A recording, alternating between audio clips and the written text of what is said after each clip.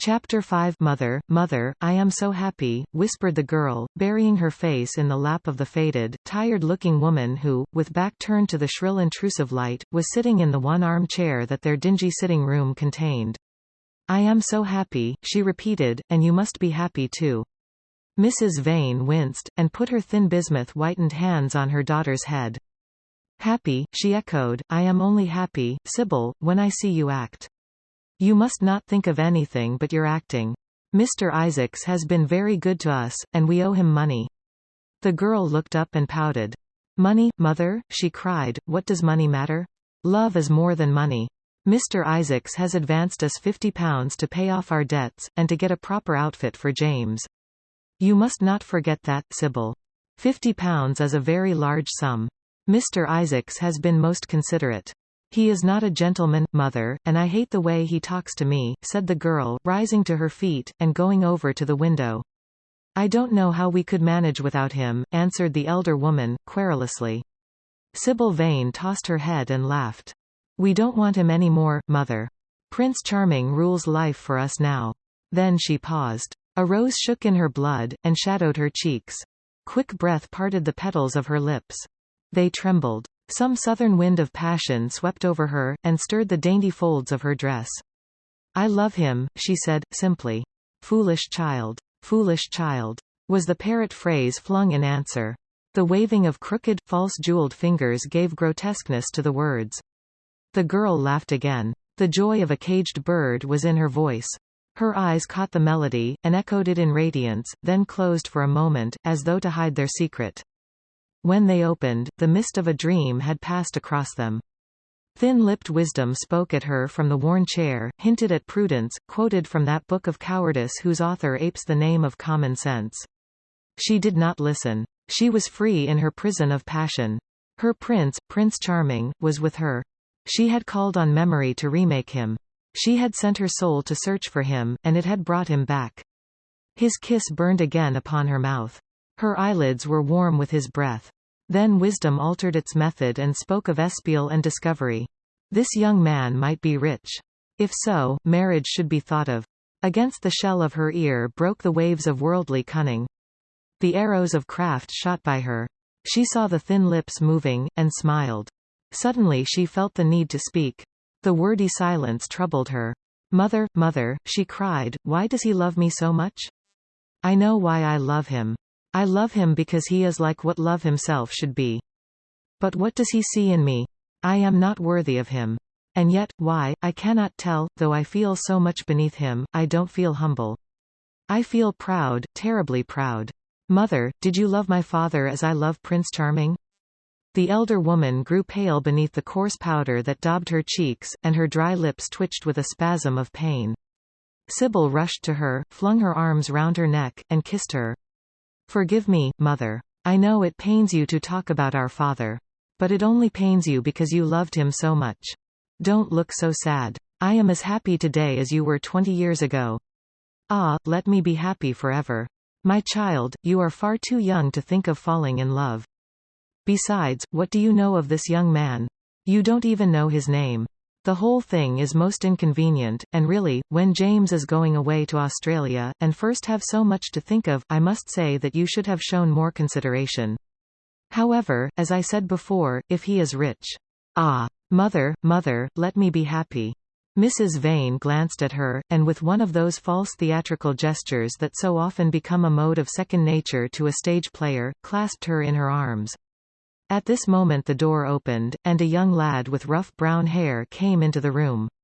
He was thick-set of figure, and his hands and feet were large, and somewhat clumsy in movement. He was not so finely bred as his sister.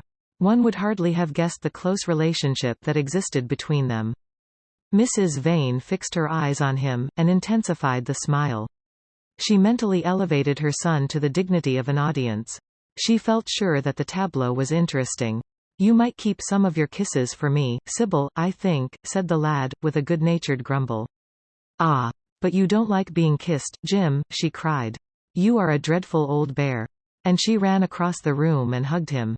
James Vane looked into his sister's face with tenderness. I want you to come out with me for a walk, Sybil.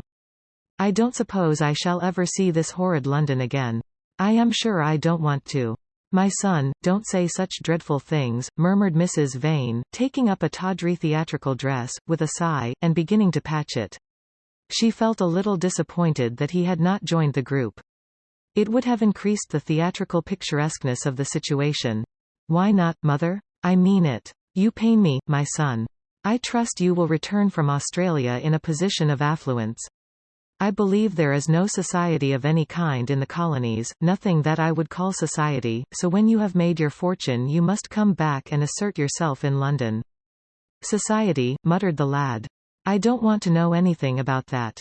I should like to make some money to take you and Sybil off the stage. I hate it. Oh, Jim, said Sybil, laughing, how unkind of you. But are you really going for a walk with me? That will be nice. I was afraid you were going to say goodbye to some of your friends, to Tom Hardy, who gave you that hideous pipe, or Ned Langton, who makes fun of you for smoking it. It is very sweet of you to let me have your last afternoon. Where shall we go? Let us go to the park. I am too shabby, he answered, frowning. Only swell people go to the park. Nonsense, Jim, she whispered, stroking the sleeve of his coat. He hesitated for a moment. Very well, he said at last, but don't be too long dressing. She danced out of the door. One could hear her singing as she ran upstairs. Her little feet pattered overhead. He walked up and down the room 2 or 3 times. Then he turned to the still figure in the chair. Mother, are my things ready? He asked. Quite ready, James, she answered, keeping her eyes on her work. For some months past she had felt ill at ease when she was alone with this rough, stern son of hers. Her shallow secret nature was troubled when their eyes met. She used to wonder if he suspected anything. The silence, for he made no other observation, became intolerable to her. She began to complain. Women defend themselves by attacking, just as they attack by sudden and strange surrenders. I hope you will be contented, James, with your seafaring life, she said. You must remember that it is your own choice. You might have entered a solicitor's office. Solicitors are a very respectable class, and in the country often dine with the best families. I hate offices, and I hate clerks, he replied. But you are quite right. I have chosen my own life. All I say is, watch over Sybil. Don't let her come to any harm. Mother, you must watch over her. James, you really talk very strangely. Of course I watch over Sybil. I hear a gentleman comes every night to the theatre, and goes behind to talk to her. Is that right? What about that? You are speaking about things you don't understand, James. In the profession we are accustomed to receive a great deal of most gratifying attention. I myself used to receive many bouquets at one time. That was when acting was really understood. As for Sybil, I do not know at present whether her attachment is serious or not. But there is no doubt that the young man in question is a perfect gentleman. He is always most polite to me. Besides, he has the appearance of being rich, and the flowers he sends are lovely. You don't know his name, though, said the lad, harshly. No, answered his mother, with a placid expression in her face. He has not yet revealed his real name. I think it is quite romantic of him. He is probably a member of the aristocracy. James Vane bit his lip. Watch over Sybil, mother, he cried, watch over her. My son, you distress me very much. Sybil is always under my special care. Of course, if this gentleman is wealthy, there is no reason why she should not contract an alliance with him. I trust he is one of the aristocracy. He has all the appearance of it, I must say. It might be a most brilliant marriage for Sybil. They would make a charming couple. His good looks are really quite remarkable, everybody notices them. The lad muttered something to himself, and drummed on the window pane with his coarse fingers. He had just turned round to say something, when the door opened, and Sybil ran in. How serious you both are, she cried. What is the matter? Nothing, he answered. I suppose one must be serious sometimes. Goodbye, mother, I will have my dinner at 5 o'clock. Everything is packed, except my shirts, so you need not trouble.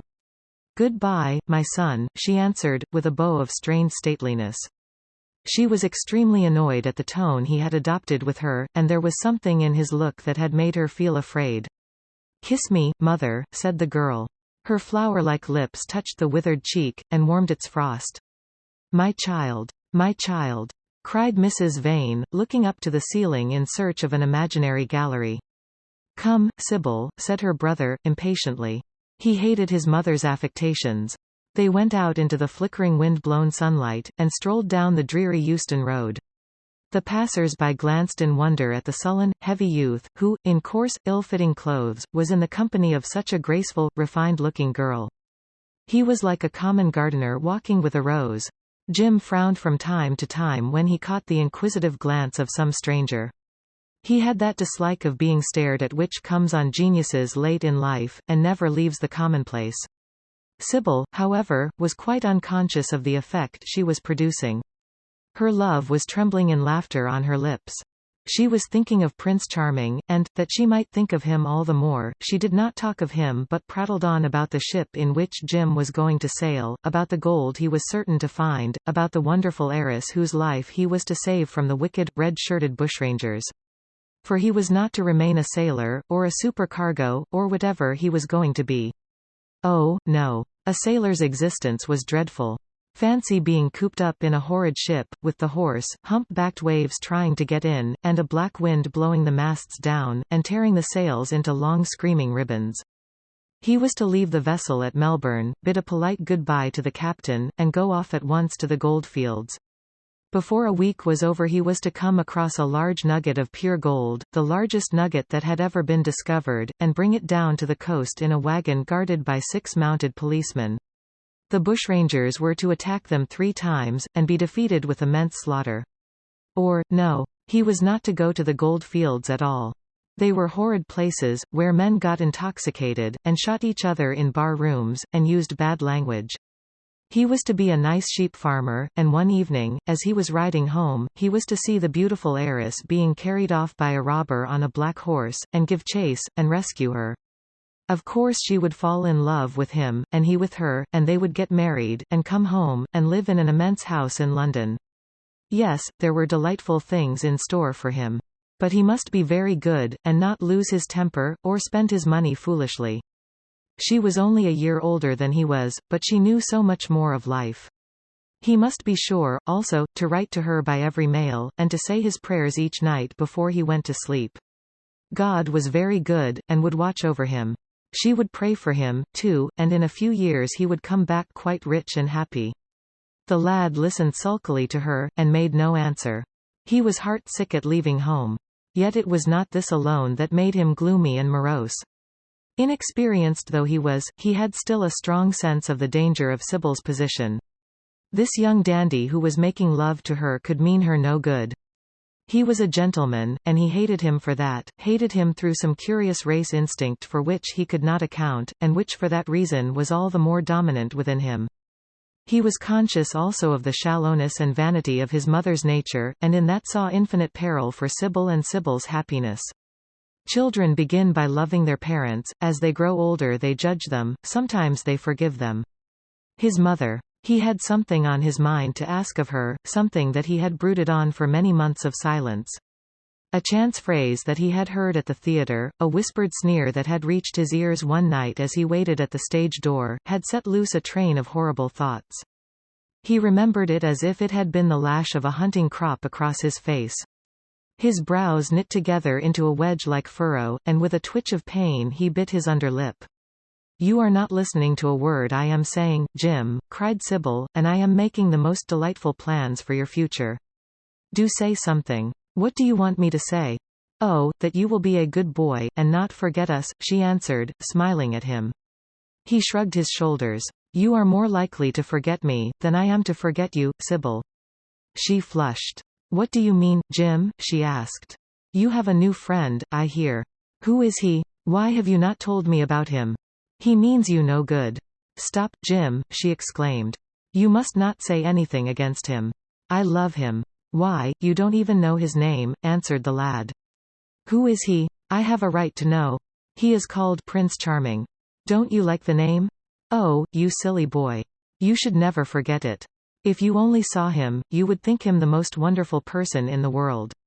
Some day you will meet him, when you come back from Australia. You will like him so much. Everybody likes him, and I love him. I wish you could come to the theatre tonight. He is going to be there, and I am to play Juliet. Oh, how I shall play it. Fancy, Jim, to be in love and play Juliet. To have him sitting there. To play for his delight. I am afraid I may frighten the company, frighten or enthrall them. To be in love is to surpass one's self. Poor dreadful Mr. Isaacs will be shouting "genius" to his loafers at the bar. He has preached me as a dogma, tonight he will announce me as a revelation.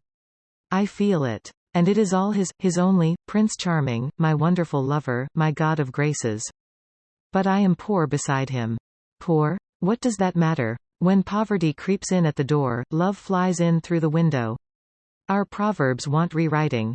They were made in winter, and it is summer now, springtime for me, I think, a very dance of blossoms in blue skies.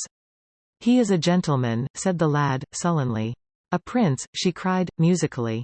What more do you want? He wants to enslave you. I shudder at the thought of being free. I want you to beware of him. To see him is to worship him, to know him is to trust him. Sybil, you are mad about him. She laughed, and took his arm. You dear old Jim, you talk as if you were 100. Some day you will be in love yourself. Then you will know what it is. Don't look so sulky. Surely you should be glad to think that, though you are going away, you leave me happier than I have ever been before. Life has been hard for us both, terribly hard and difficult. But it will be different now. You are going to a new world, and I have found one. Here are 2 chairs, let us sit down and see the smart people go by. They took their seats amidst a crowd of watchers.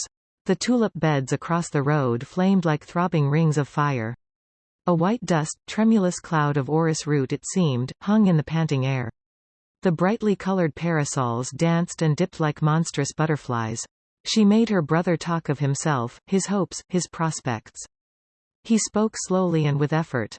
They passed words to each other as players at a game pass counters. Sybil felt oppressed. She could not communicate her joy. A faint smile curving that sullen mouth was all the echo she could win. After some time she became silent. Suddenly she caught a glimpse of golden hair and laughing lips, and in an open carriage with 2 ladies Dorian Gray drove past. She started to her feet. There he is, she cried. Who? Said Jim Vane. Prince Charming, she answered, looking after the Victoria. He jumped up, and seized her roughly by the arm. Show him to me. Which is he? Point him out. I must see him. He exclaimed, but at that moment the Duke of Berwick's 4 in hand came between, and when it had left the space clear, the carriage had swept out of the park. He is gone, murmured Sybil, sadly. I wish you had seen him. I wish I had, for as sure as there is a God in heaven, if he ever does you any wrong I shall kill him. She looked at him in horror. He repeated his words. They cut the air like a dagger. The people round began to gape. A lady standing close to her tittered. Come away, Jim, come away, she whispered. He followed her doggedly, as she passed through the crowd. He felt glad at what he had said.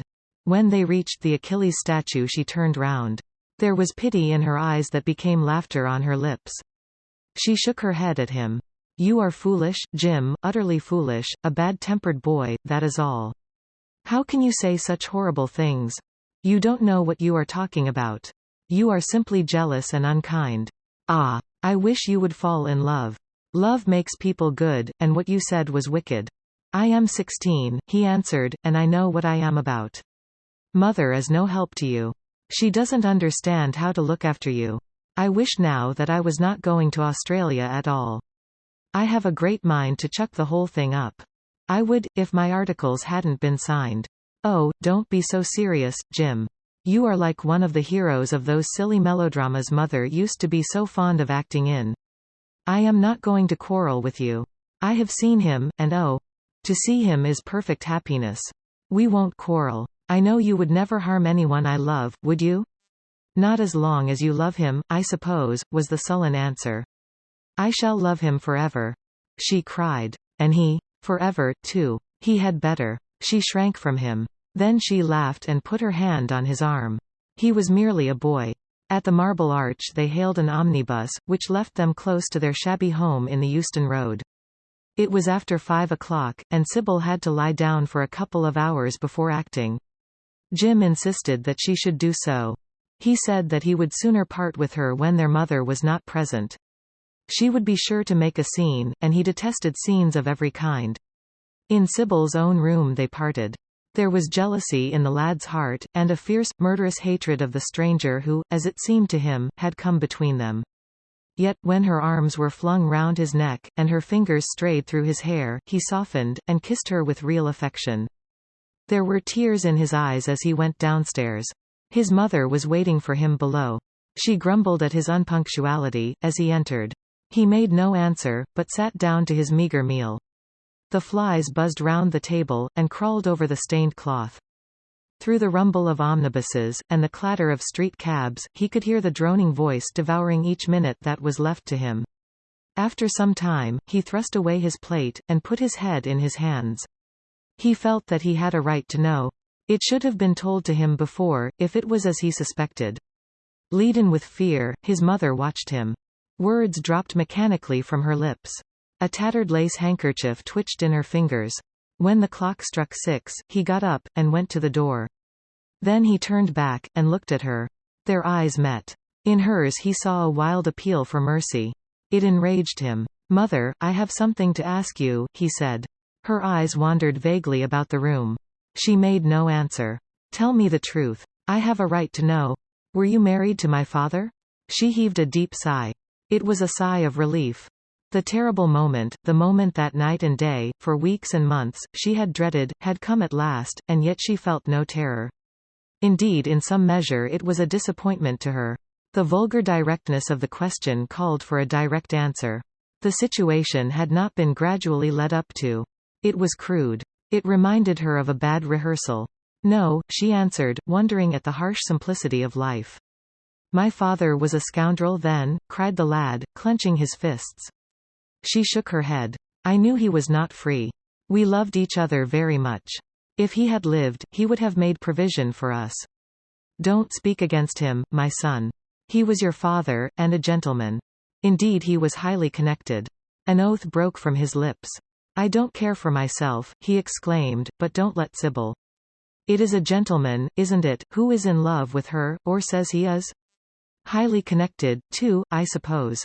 For a moment a hideous sense of humiliation came over the woman. Her head drooped. She wiped her eyes with shaking hands. "Sybil has a mother," she murmured, "I had none." The lad was touched. He went towards her, and stooping down he kissed her. "I am sorry if I have pained you by asking about my father," he said, "but I could not help it.